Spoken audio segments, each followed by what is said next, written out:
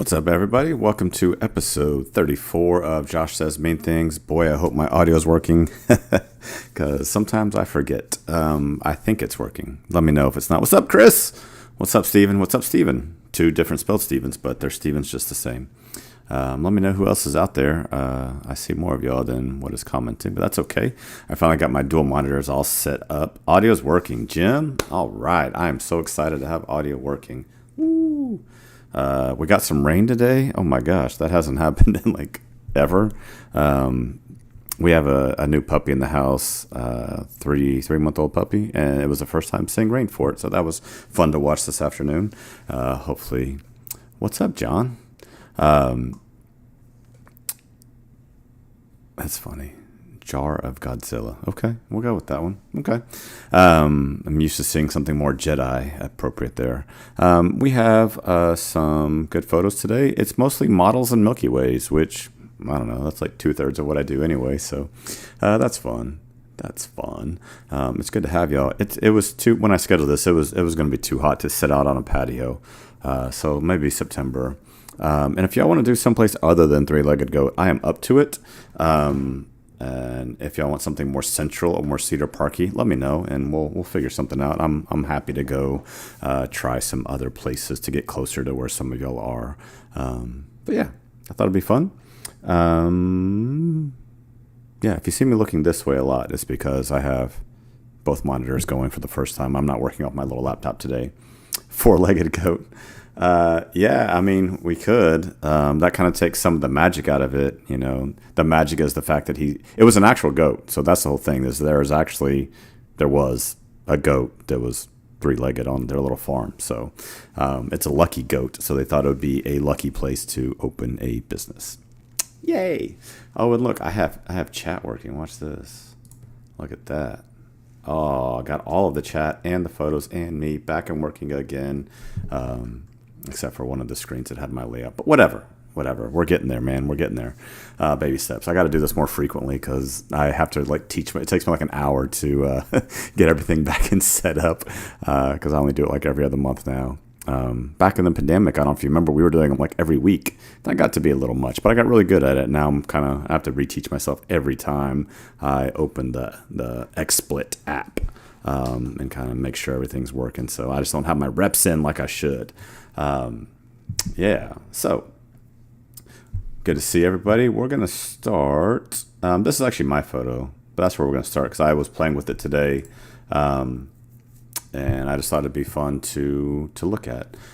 So this was from our, I guess, July Patreon shoot.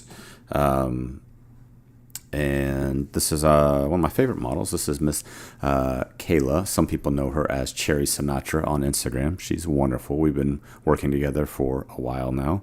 I'm not going to name years because that's not what you do with a lady. But she's great, and we love her, and this is awesome. So the lighting setup here, pretty straightforward.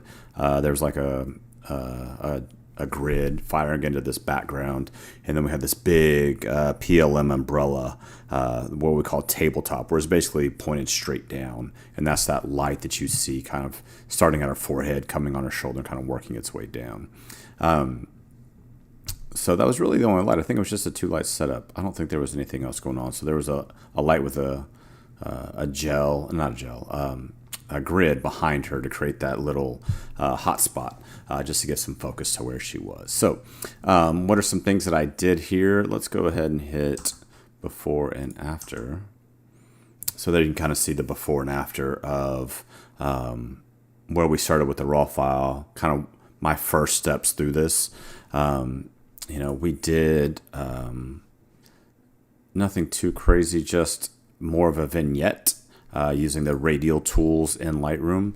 Also, something we talk about, this is profiled to my camera. And so this is me using the Color Checker Passport to create an actual profile. So it's software that runs inside of Lightroom by Color Checker. They're called they're not. They're called Calibrite now. And so it's a plugin inside Lightroom, and that allows me to build a more accurate color profile for working on my files. So I always like to kind of bring that up. So some things we did, right? We made it a little bit more gold.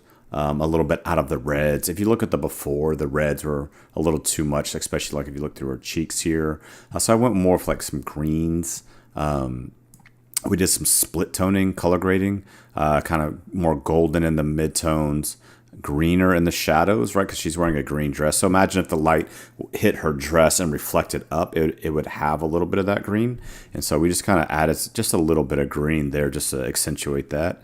And then kind of this split in the middle there to make it kind of bichromatic. So my highlights are the difference between my midtones and my shadows, just as a way to just make it a little bit blended. So that's kind of the big thing we did there. The other thing, though, is that I took this and I ran it through Photoshop. I know. We're actually going to show you a couple of Photoshop things today. Crazy, crazy. Josh is using Photoshop. But one of the main ones was there was some little scruffiness in the bottom. Let's see if you can see that. And there's right here in this bottom left corner, the fold. I got rid of that. So that was kind of one of the big things. And then I ran through Anthropics has Portrait Pro, and I ran it through skin smoothing, and I took care of some flyaways as well. So that's all I really did in Photoshop was take care of skin smoothing because I really wanted this. The goal was this very like soft painterly feel. I kind of wanted to feel like a classical Rembrandt type photo, some more of that chiaroscuro lighting. Let's see if I can type chiaroscuro. Chiaroscuro. I think that's right. So if you want to look up that lighting technique, I think it's a great lighting technique. If you really want to go through and if you want your photos to have more of that painting feel, that classic portrait, I think that's a great lighting technique to explore. That was kind of the point of this shoot, was to explore some of that lighting. So the other thing I did, this shoulder got a little hot. And so that's all this one's doing is just taking down the highlights right there in the shoulder, minus 28. Not a big deal, but just I want your eyes going to the brightest part, and which should be this eye here. There's a radial there. When I ran it through Portrait Pro, it kind of darkened her face up a little bit. So this is just to bring her face back up to where it was. And just adding back in highlights, right, just to brighten up that face again. Because if I take that off, you can see her face looks a little dark, and I don't want that. So just to lighten it up right through there. This elbow also had some brightness to it that I wanted to take out. Goes well with the chimichanga. Yes, it does. And so it's just taking down the highlights of that elbow as well. And then again, just really amplifying darkening these edges so that the edges of the frame are darker, the middle of the frame's brighter, so that it's all in support of bringing your eye where I want it to go, which is Kayla's lips, nose, and eye, right? That's kind of the goal. So all of these edits are just in support of that. And so I don't want anything brighter than the corner of her eye. I want that to be the brightest, and everything else should be levels below that at some level. So that's really it. Just run it through some skin smoothing. And not that it was bad, just a little bit, just to give it, again, that very soft feel, which is what I was going. If I was really going crazy, I would take out the wrinkles and crispiness of this top, which is time consuming. But that'd be something else you might want to do. If you take out some of the creases, it could be done in Photoshop. It's not fun to do, but you can. So, okay, let's go into somebody else's shot. So this is from Mr. Jim.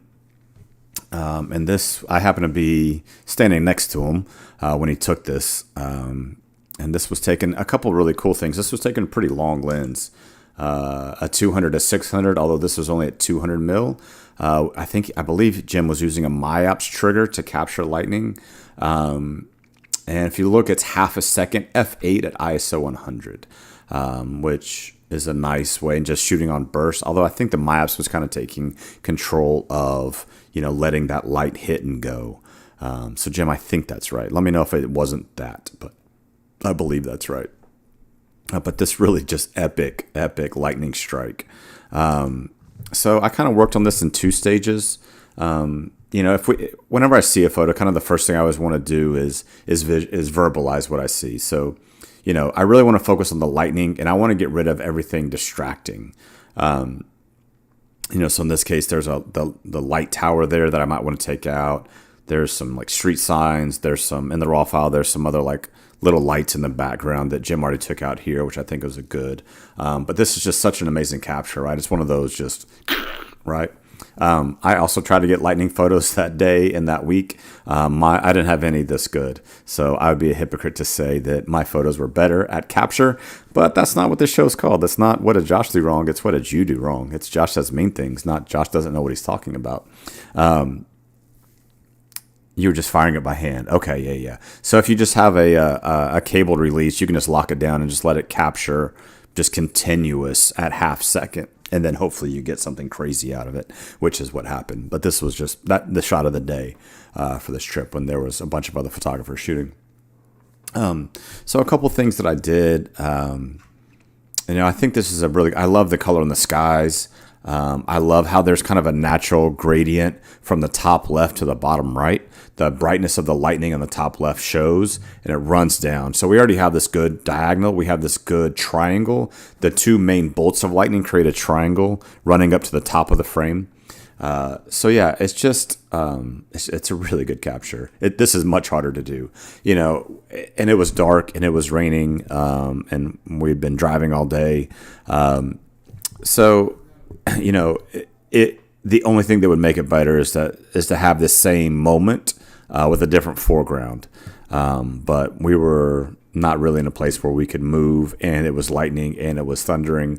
And so walking around felt a little dangerous, to be honest. So anyway, this is really good. So I'm going to kind of show you what I did.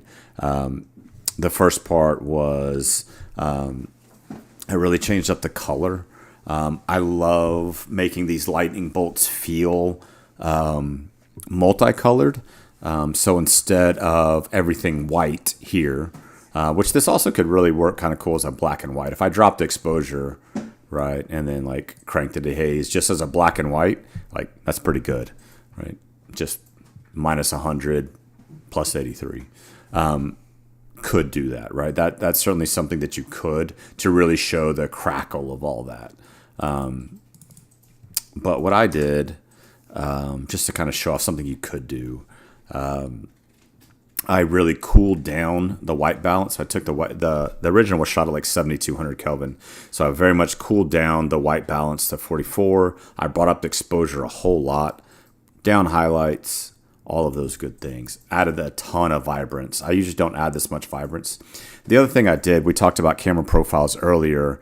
This one I used PT, which I don't know what that stands for in Sony parlance, but I used that one because I liked the way it looked. The main thing I did here was really play with the color grading and then the luminance panel. So by using the luminance panel, I brought up these oranges a little bit more, and I brought down these blues and purples.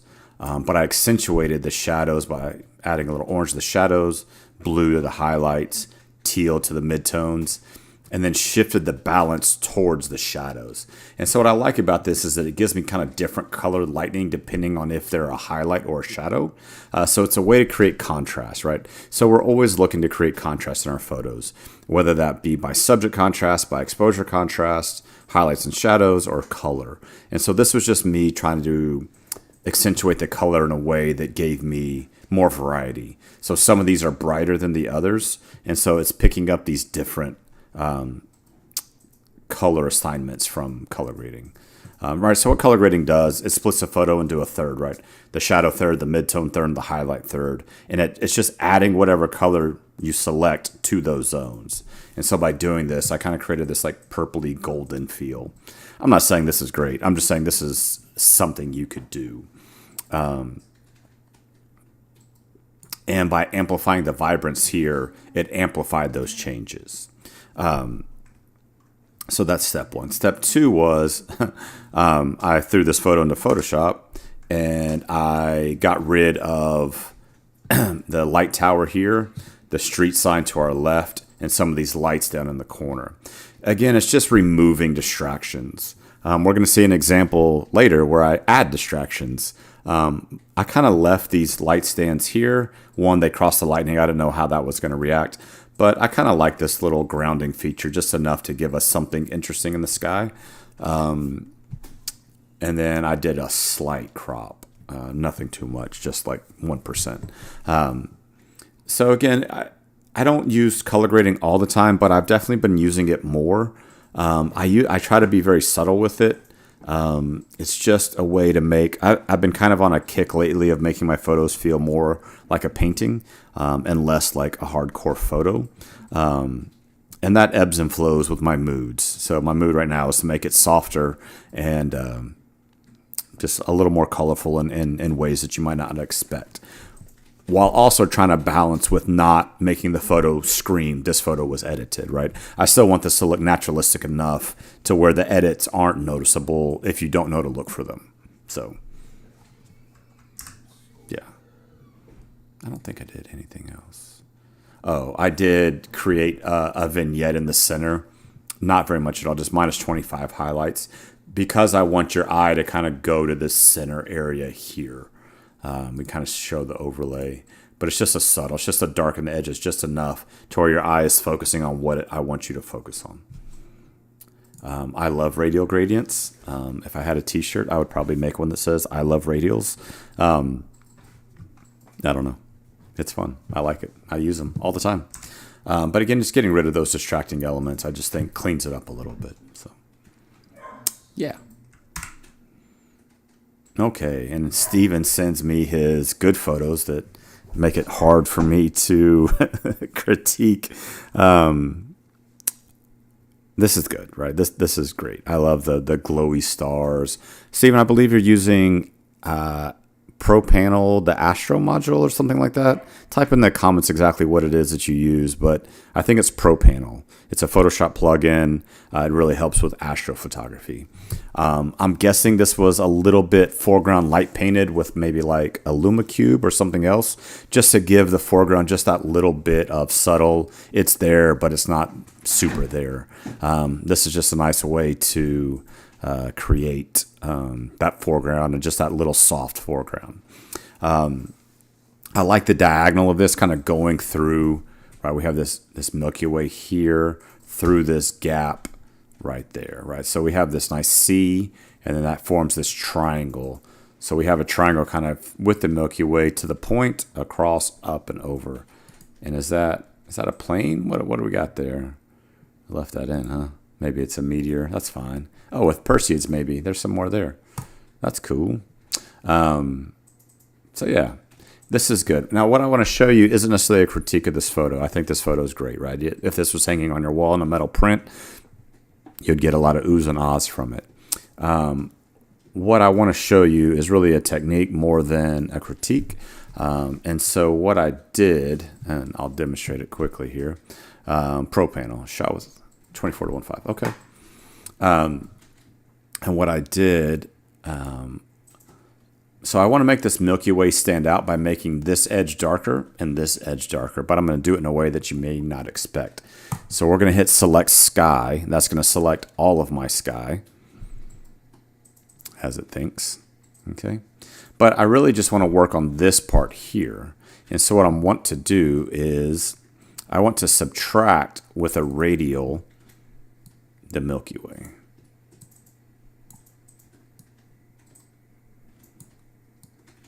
Right. And so basically I'm protecting the Milky Way, and then I want to darken that. So by darkening the shadows, it's going to take effect on everything outside the Milky Way, just in the sky. Okay, so it's not changing my foreground at all. And so it's just a way to add a little vignette just in the sky to make that pop out a little bit more. Okay. Does that make sense? So we selected the sky, and then we subtracted a radial, and that leaves us with this mask here. And so it allows me to do work on everything but the Milky Way in the center. Yeah.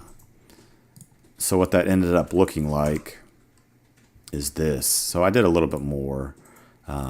when I had time. So there's that original mask. Okay. That's everything but the Milky Way in the sky, right? Leaving my foreground alone. And then in the Milky Way itself, I boosted the whites, boosted the clarity. And then in my foreground, I just brought up my foreground a little bit just to show you that I could. So there's another Milky Way that we can show some more with. But this is just a way to make that Milky Way the center point of the photo without it competing with the brightness of the rest of the sky. So it just makes that Milky Way, it makes it look brighter relative because the sky is darker, but not the Milky Way. So in relation, it makes it look brighter. So just a little bit something to play with there. Anyway, just a way to show you a different way that you can select, right? So all of these masks can be, it's basically and or, right? Or subtract, right? We can add to it, we can subtract to it. So we can build multiple parts of the selection to one mask and then input controls based on that. But yeah, really beautiful photo. It's very calm. My photos tend to be not calm. So I like looking at this one because it makes me feel calmer than I think some of my own do. So that's nice. Anyway, nice shot there, Steven. Okay, so this is from William. He just got back from a trip from Hawaii, and I've been helping him edit his photos, and it's annoying how nice they are. And I'm really jealous. So this is just a straight raw. He didn't have a JPEG for this, so we're just going to be a full edit. But let's talk about what we would want out of this photo before we go through and do it, okay? So I like the mood of the sky. We want to amplify that. There's texture in these rocks. I want to bring the texture out. The water is kind of gray. I want to make the water bluer. And then somewhere along the way, I want to create a contrast, right? So I want to have a warm, cool contrast, or maybe like a textured, non-textured contrast. So I want some things very sharp and textury, and I want some other things softer, right? We have this lovely kind of, it's not fog, but it's spray with a long exposure. This is a 23-second exposure. So we're seeing the water ebb and flow across those rocks, and it almost makes it look like fog. So we really want to amplify that as well. Now, this was shot at f/22, and the best thing about f/22 is you can find all of your dust spots right there. Dust spot. So the first thing I would do is to take care of the dust spots. So again, I think it helps just to kind of say out loud what you would want to do. I see some people that they'll print out just on like paper, not like photo printer, but they'll just do like a low res print, and then they'll draw what they want to change. So in this case, I really want to bring out texture. I want to bring out the color in the rocks. I want to make the sky moody. And so let's see what we did. Okay, you ready? Are you ready? There we go. So first thing I did was change the horizon because it was not horizoned. So the things that might stand out, we definitely have warm, cool contrast from right to left. I added warmth. I made a few masks on this one, 9 masks to get this one to work. But let's I'll do kind of more of a live edit on this. But really, the first thing is take a good profile. Let's bring up those shadows in the rocks where we can get some good data there. We'll level this out. Okay. Now, I could select sky, and I did, but the problem with that is the dividing line is too sharp. And so if I select sky and make any changes, it looks very artificial. Let me show you what I mean. So if I detect sky and I want to bring down that, I want to bring down that mood, but it starts feeling very, right, I want to change the temp or anything like that. That line, the sky no longer, the water should reflect the sky, right? That's what it is. And so it starts getting kind of strange. And so what I like to do, hide that. Sometimes a linear can work better with a long feather, because then the changes that I make show up in that water. So now as I make the sky bluer, the water gets bluer here as well. Now, of course, it gets us in a rock, and there's different ways you could deal with that. But just something that I think Select Sky works well, but it doesn't always work every time for reasons I just said. The main things, right, we created a linear to bring the blue, all kind of good stuff. All right, we can darken that. Add some blue, right? We can make that side bluer. Create a radial. We're going to fake a sunset through here. Okay. And I have one called Sunburst. It's just 0.3 exposure, 0.3 highlights, and then warm it up. But that's just a nice way to kind of create that contrast. And then there was a lot of brushing. Let's kind of show you what I'm talking about. We'll go to the one that I did. A lot of clarity, but if you notice, I'm not using clarity as a global adjustment.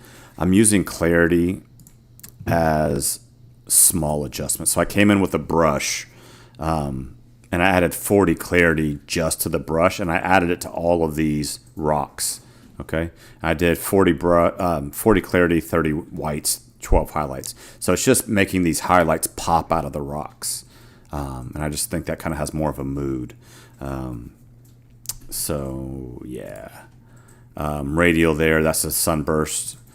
The temperature from the left to make it cooler. The temperature from the bottom to cool it up even more over here to make that blue kind of fade away. I darkened from the bottom right because this got a little bit too bright in the bottom, and so it's pulling your eye out of the photo. And I want your eyes to be right in this area here, right? That center spot, that's the focus. And so we want everything to be in support of that. I added some whites to really bring out the mist feel. So we boosted the whites in that mist. It's not over, right? Nothing's overexposed, but it's really close. It's right on the edge. So just think contrast, right? How can I make it?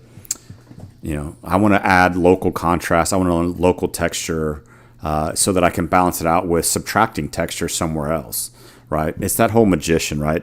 Show somebody what's going on with my right hand so that I can actually do the trick with my left. Okay, is that making sense? Okay, but there's another dust spot right there. I missed that one. Dust spots at f22. Yeah, you want to see if you need your sensor clean, go take some photos at f22. You will see all your dust spots. But I think the goal here was make the sky moody, bring out the mist, bring some color to the rocks, make the rocks more crisp, and then make everything else a little softer. Does that kind of make sense of what's going on there? So, yeah. Anyway, great photo. Wish I was there. Yeah, this was like 1 week before the fires too. Other side of the island though. Anyway, I like it. Another thing I think too is that I like the diagonal of the rocks. So it's not, a lot of landscape photos are just like horizontal line, horizontal line, horizontal line, whereas this feels more diagonal and more organic. So something to think about. I also cropped in a little bit. There was this rock in the lower left-hand corner that was kind of blocking my eye that I didn't like. So punched it in just a little bit. So another cool way to shoot this is to get even closer to these right here. Maybe with a longer lens. So this was shot at 16, so shooting something with like a 50, 85, and focusing on just this. Ooh. Do y'all know the zoom? So if you hold control, you can draw the box that you want to zoom in on. Anyway, that's another Lightroom tip. But I think this is kind of an interesting photo, somewhere, just that. That could be very interesting too. All right, get the wide, but then come back and get the narrow. Something to work on. Yeah. But again, before and after. That's crazy, right? It's crazy to me how much data the sensors can pull now. It's just amazing. I mean, it looks like complete black, and here we have all this color. So anyway, it's really nice. Really nice. All right, Stephen Benke, you get double dipped here. So this is Michaela, another fun model. Benke, correct me if I'm wrong, but I'm guessing you did some generative fill or some Photoshop there to make it a little bit more. So just as a photo, I really love this. The blue, the red, and the silhouette. The only thing I would say is this chin right here, right? I just wish there was a little bit of a gap between her chin and the, just a little bit right there. Just enough to give that chin just that little bit of space. And then maybe again, kind of through the hands right here, just a little bit of gap just to bring in those colors even more. If you want to get real crazy, flyaways. Yay. All the flyaways. But I like this little drape, kind of this translucent color. And from where you started to I know where you went, there's a lot going on here that I know you did. Yeah, I do have the raw, I know. So, yeah, I think it's good, right? I like this crop. It's more of an 8x10 crop, which I think really works to fill the frame here. So let's see what Crazy Josh did. I punched in. So instead of dealing with the full body, which kind of got lost anyway, I came in to a tighter crop because I didn't feel like doing generative fill. And the main things I did, camera profile, darken the shadows, darken the whites, and darken the blacks. Now, why did I darken the whites? Because I love my camera profiles, except for the color blue. Canon, this blue color, if I don't darken the whites, this thing gets like overdone in a hurry. For whatever reason, that kind of electric blue color, it really struggles with whenever I profile it. So that's something I'm still trying to figure out a better way. So let me show you where we started. Here's the original crop. Let me show you original. And then before and after. So this is what he started with. Like, wow. So from that all the way to punched in. Right. So again, I went with a 8x10 just because I kind of liked it. I thought it worked. But I really just wanted to play where the color is. Okay. Something more like that. But I love the silhouette. I never think to do silhouettes. Or very rarely do I think to do them. So I saw this like, I should do that more. That's great. Anyway, so I love the pose. I love the color. It's very interesting. Now, something else that I did. How many of y'all, raise your hand if you know what puppet warp is. Back in the day when we wanted to reshape things in Photoshop, we used something called puppet warp. And so what I did, let's see if I'm on the right photo. Yeah. So her abdomen there, I punched it in. See? So I brought in her back and I brought in her abdomen to kind of give more of a curve, just as a way to show off puppet warp. So what puppet warp does, oh man, that's so hard to say. I just thought it'd be something fun to show because I don't know that a lot of people even know what it is. So Control J to duplicate the layer. We're going to use our lasso tool to just kind of draw this area here. And then we're going to go to Edit, Puppet Warp. And then we're going to create pins around the areas we don't want to move. So we want to anchor with these pins. I haven't used Puppet Warp in probably 2 years, but I thought it'd be a fun showcase for this. Okay, and then we're going to take her midline and put anchors there. So that's going to allow us to squeeze and expand kind of in these areas. So if I want to make the small of her back more pronounced, now I can pinch in. Okay. And then if I want to, a model takes a breath, God forbid, we can use that and kind of pinch in on those vertices to give a different shape. So we can use that to change the shapes that we want to give it more of a curve. I know Liquify. So Liquify also can work, but I think I have more control with Puppet Warp. So there's before and after very quickly. Anyway, just something I thought would be fun to shoot. I know. Both of y'all, Stevens. It's just something fun that I haven't looked at in a while, so it was just a fun aside. She is like a -2 size. I know, she's tiny. But Puppet Warp, yeah, Liquify, I just always like Puppet Warp better. So Now there's things like Portrait Pro Body, and there's a lot of other plugins that you can use now to do it, but just in a pinch, something else to amplify that silhouette, right? Just to give that curve. It's just something fun to do. So this is Steven's second photo. This is also Michaela, same shoot. I love the makeup going on here. That's awesome makeup. I love this. This is so good. This makeup was done by Sirocco Style. Tana out of Belton. She's also amazing. So if you ever need an amazing makeup artist, Sirocco Style is fantastic. We have definitely used them in the past, and they are great. That makeup is awesome. Again, that zoom tool, control, and then you could zoom right into the face. There you go. So very cool. Love that.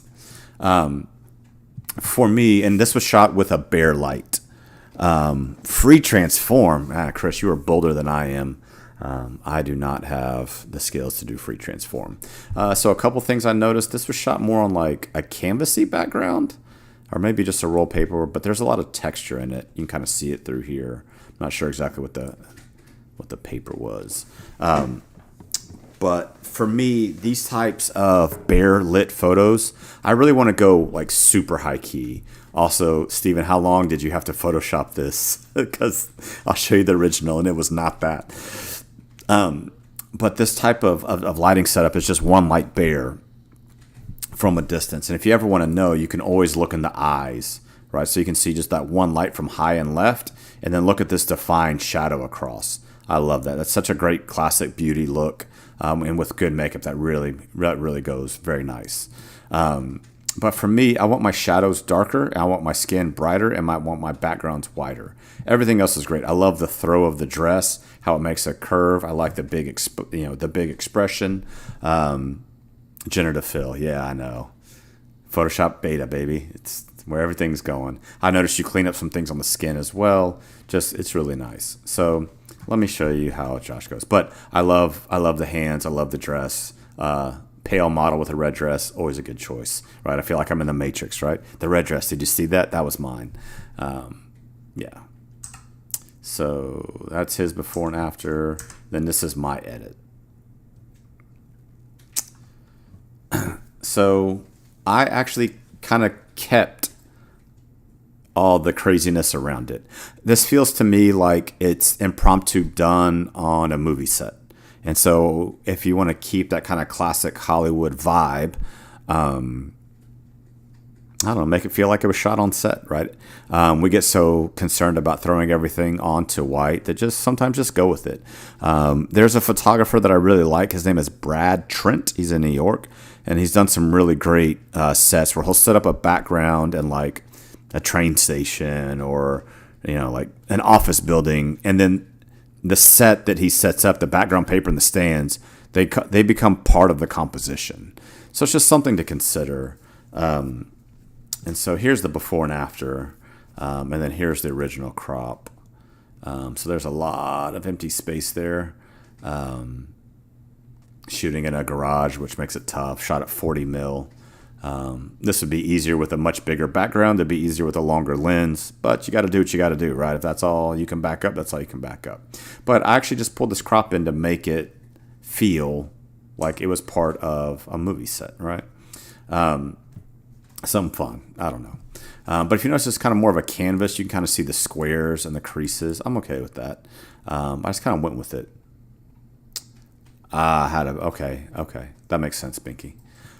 Again, this profile, I really had to bring down the luminance and the reds. That gets overcooked very quickly. So I made everything brighter and then brought down the red of the dress and then brought up the orange in her skin. I went a stop brighter than the original. I cranked the vibrance. I'm going to go over the top with this. I dropped the blacks because I want my blacks very contrasty. I know it's very bright. But if you look, it's actually not overexposed. It's actually not overexposed at any point. There is no highlight clipping on this photo except for the very, very tip of her nose. That's all there is, okay? So don't give me that. But it feels very high key. It feels like it could be I wanted that like Vanity Fair, like young up-and-comer issue, okay? That was the goal here. I know it's bright. Leave me alone. a lot of vibrance, but that's why I took down the reds here. I also took out the clarity on HDR TVs. Okay, I'm viewing mine on a calibrated monitor, so I know what I'm doing is right. I actually took out some clarity. Again, that classic Hollywood look wouldn't have a lot of sharpness. It wouldn't have all that texture, and so I took some out. Okay, I don't think I did any other radial tools. The light was really good and even, so I didn't actually do any radials on this. I wanted it bright. I wanted it vibrant. Go look up the Vanity Fair. Oh, the red luminance. Yeah. I know. I had to bring that down. But the trick is bringing. We don't want to bring down the orange though. That's not good, right? We want to bring up that skin tone. Okay, because the skin tone is isolated to that orange there. Okay, and then the red, also darkening the red darkens her lips as well. So, yeah. Anyway, that's what I did. I like it. But it's just kind of a fun crop. Yeah, you can kind of see all that original crop there. Yeah, but really fun shoot. I really love the flowing dress. Michaela kind of giving that ingenue vibe. There's a word for you. There's another SAT word for you today. Ingenue. All right. Very cool. Good shot, Steven. Okay. And this was my challenging photo to edit for this one. So thank you, Chris, for submitting this. This is Chris's edit. And I believe you said your wife made the wings. Did Clara make these wings? Am I right on that, Chris? So going with a fairy and a meadow vibe. My initial critique when I see this, a couple things. I like the color of the wings. I really like that. I love the color of the dress. I believe you said you had a light in each kind of the corner. So there's a light firing back here with kind of a purple gel, and there's a light firing back here with kind of a blue gel, I believe. You can kind of see it on this leaf right there. You can see that the gel firing right there. The ears are really fun. I didn't have time to go into Photoshop and blend those, but you could blend that little gap right there if you wanted to. One of the things that again, it's if you could, put some of these leaves and vines in front to make it feel like you're almost spying on the fairy, right? There's a lot of myths that lean into that, right? A fairy was bathing, somebody came and spied on them, and then they got turned to stone, right? Or something like that. And so having some foreground elements to soften up the bottom frame where it feels more like you're shooting through that grass and shooting through the vines, that could be a way to go with it. But I love this little like pocket of light back here. I think that works really well. The other thing, I feel like her hair on this side right through here gets a little dark. And I feel like this area here gets a little bright.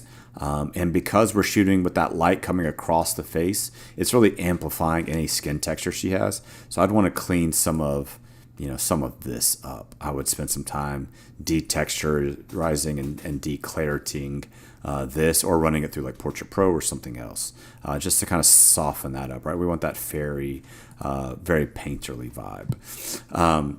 Now, I spent a lot of time on this one.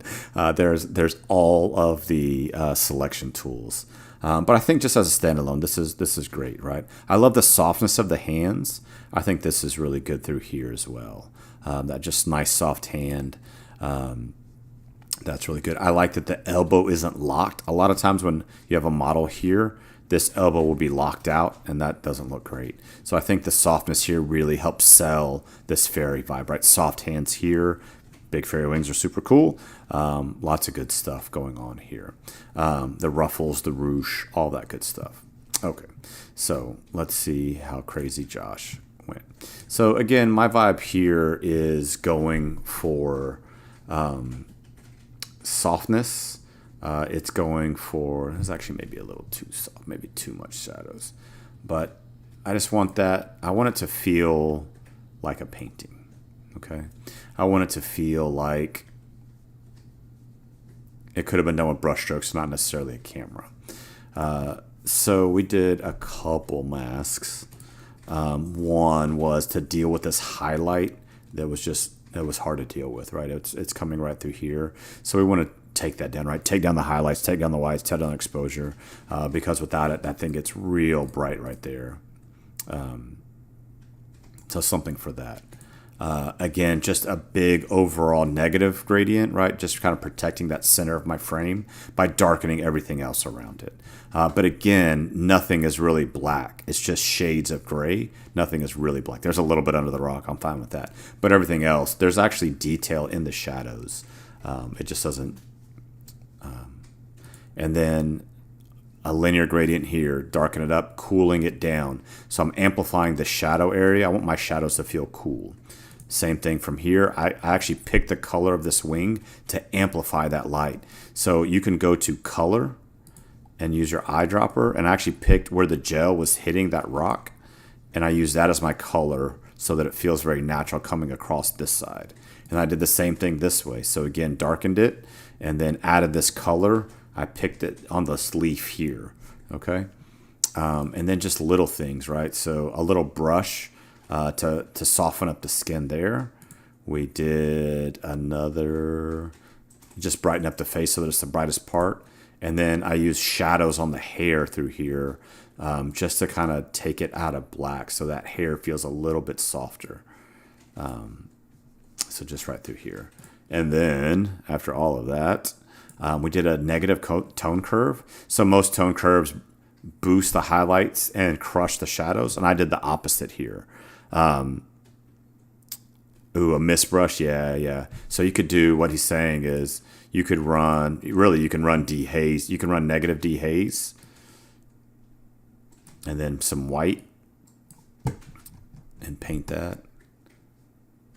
And you can make it feel more like misty in the background.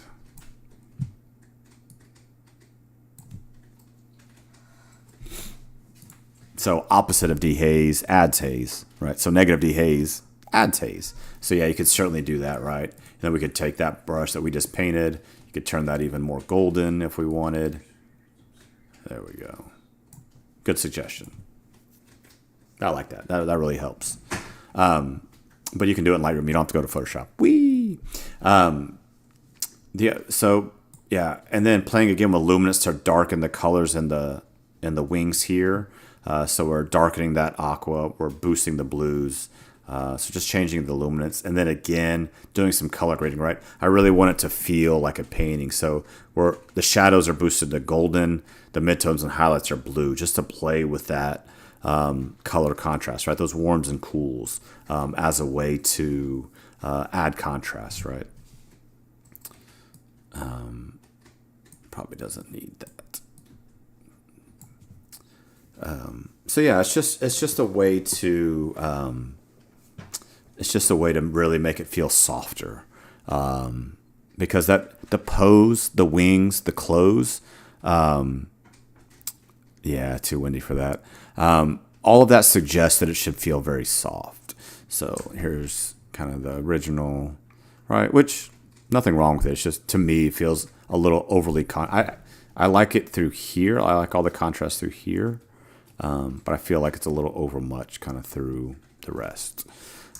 So anyway, just something to kind of look at. It looks very different at first. It kind of takes your eyes a second to adjust. But I just feel that softness is kind of what we're going for. All right. Last one from Mr. Michael. This is his first vertical pano. We taught a Milky Way class at Precision. Speaking of Precision classes, on September 16th, I am teaching... we're going to be photographing aerialist at Sky Candy. So we're going to have two models doing like silks and hoops and liras, and we're going to do all kind of crazy colors and just fairly joshing it up.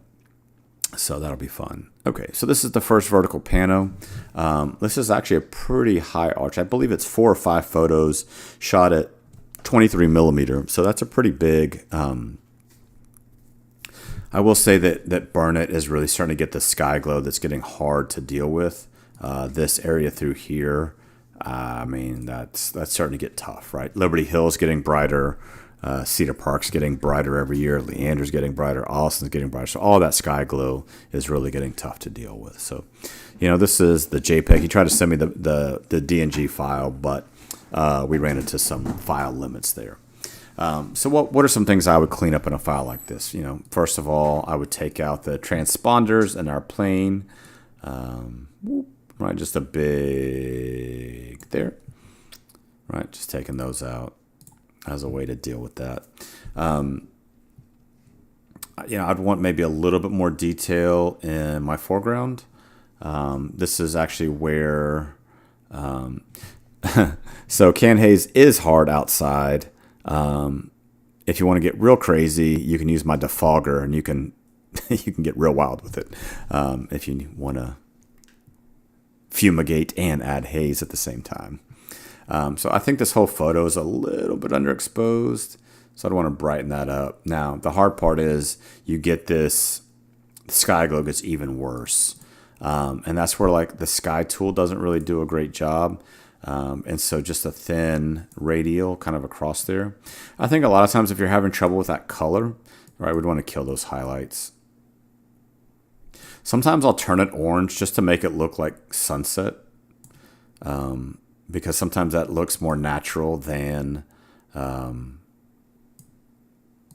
to actually correct it.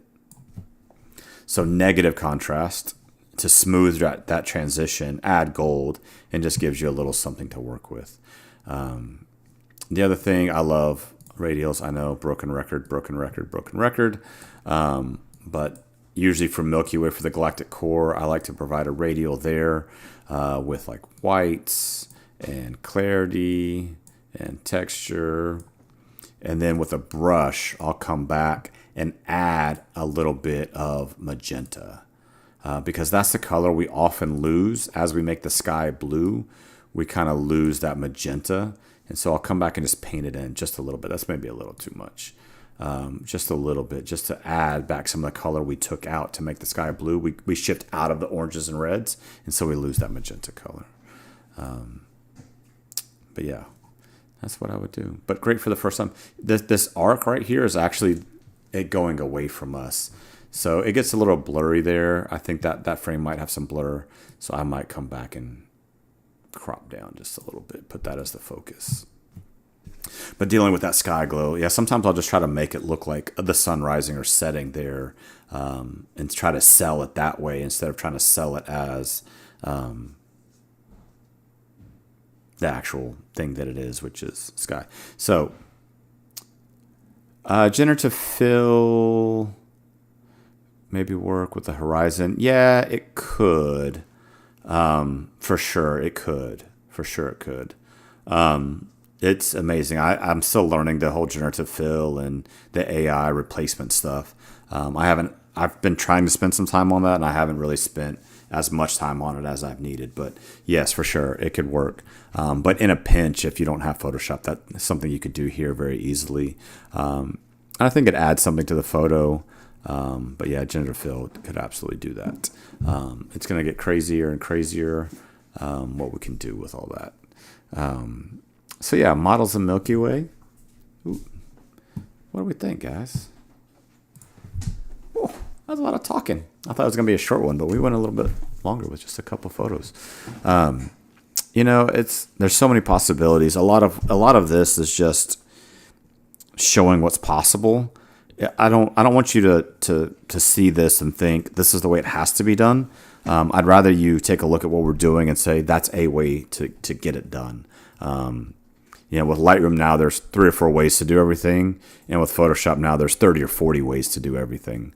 And so I just want to show you some paths you can take to walk your files maybe down different paths that you would or wouldn't go down if you didn't know they existed, right? If you can't see the trail, it's hard to go down the path. So I just want to illuminate some of the trails that I use to make my photos look better without them necessarily looking, quote unquote, edited, right? I don't want that heavy, he spent 100 hours and it looks crunchy and awful and overexposed, whatever. So I want it to look naturalistic, but still better than it was, right? Better is better. Louder isn't better, right? It's not just about how many sliders I can crank up, but it's about doing it in a way that enhances what's already there in the photo. So, yeah, good stuff. Yeah. Well, I think that's all we have for this evening. Thank you for submitting. If you have questions, y'all know how to reach me. If you like what we do and you're not already part of it, patreon.com/Azulox. We're doing a whole bunch of stuff. I have some more. I actually started a new website. So azuluxvisuals.com is now live. It's not all the way where I want it, but I now have a website that I can control again after 2 years, 3 years, 4 years now. So that's nice. So there'll be more getting posted there as well as, yeah. So there'll actually be a new email address coming for me soon too. Hooray. Anyway, guys, thanks for joining. If you have any other questions, y'all know how to reach out to me. If you're watching this and you don't know who I am, I'm Josh Baker with Azulux Visuals, and this has been Josh Says Mean Things.